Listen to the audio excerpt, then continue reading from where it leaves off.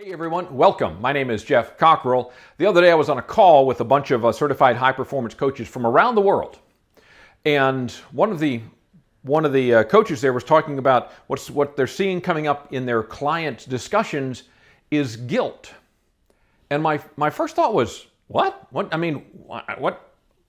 Where does that play into this? What's happening here? And as I thought about it, it seems to me that we've got a whole culture that is designed to make us feel guilty. Either we don't have enough or we have too much. Our life is not as exciting as someone else's, or maybe our life is better than. And I mean, we see it as with veterans. One of them, they're out of control. One person dies, the other one doesn't. They're racked with guilt that it should have been me. And it's similar with, we're going through this coronavirus thing. We're all sheltering in place. And some people will get through it and come out of the other end in better shape than others. Some will not come through it at all. And then there'll be this feeling of, oh my gosh, it should have been me. Or, I prepared ahead of time and me and my family weathered it well. They didn't. I feel bad for them. It should not have gone as well for me. And I know that sounds so weird, but it's true. And we've got a whole society, we've got a whole mechanism, a whole industry that's all about making us feel guilty about the success that we have. Whether it's in business, it's in life, or it's coming through some crisis. And as I thought about it, I realized a lot of it is our viewpoint. And there are some things we can do to shift from the negative side to the positive side when it comes to guilt. And so I want to spend probably the next 5 days, I'm going to put out a short video on different aspects of it and how we can move from the negative to the positive. So the first thing, let's talk about first aspect of guilt. There's a tendency to believe that we've been greedy. We wanted more from life. We wanted more from our business. And we shouldn't have done that. That was wrong to do. It was wrong to want more. And then this whole, again, societal thing kicks into saying, well, and obviously if you have it, you must have taken it from someone else. Not the fact that you worked hard, that you saved your money, that you prepared, that you spent time planning, that were up late at night, getting up early in the morning. No, you don't deserve this. What you got came from a result of your greed. And then you should feel bad as a result of it. And I suppose that's the case. But I know that at some level, we're biologically engineered to want more. I mean, the whole evolution of society is about wanting more. And usually it's because there's a problem.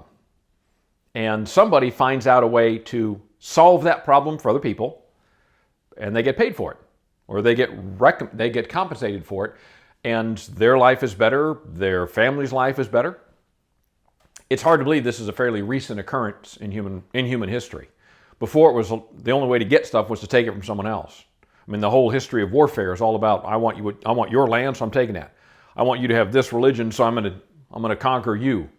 And now we come into this place where capitalism actually is, I know there's a problem, and I'm going to figure out a way to solve it. And if there's enough people that have this problem, and my solution is valuable enough, they'll pay me. But as these problems get solved, then we have to figure out what's the next problem, what's the next level. We've got to grow into that. And so when we talk about the G in guilt, we need to move from greed over to we have to grow. And by that I mean we've got to, for instance, look at this time. There's a tendency in this coronavirus thing to kind of hunker down and go, okay, I'm just going to wait for this storm to pass. And I'm just marking time. I'm really not making any progress. This is the time to grow. This is the time to say, all right, I need to get better. I need to push myself to a different level. And this is, I mean, think about it. Your schedule's been cleared. Your calendar's been cleared. And I know that there are family obligations. I know that many people have children at home that they didn't have before. Well, now not only do we have a chance to reconnect with them, there is, a little bit of a demand on our time, but there's no reason why we cannot free up some time to grow, to go forward, to prepare ourselves so that we're not just hunkered down. We're actually, and I like to think of it, we're coiling for the sprint. We're getting ready to head on out. And in fact, to help serve that, This weekend, I will be releasing a course called the Short Course, which is all about how do we prepare for this? How do we create the vision? How do we build the plan? And how do we stay on course as we head toward that? And normally that'll be, I don't know, $297. I am going to offer it for free. So be looking for that this weekend, but really be thinking about this. First off, okay, don't look at it from a position of greed. You're not trying to get over on somebody. You didn't force this illness on someone else. You didn't force them to not be prepared. You didn't force them to stress and worry about it more than they need to. But what we can do is we can grow.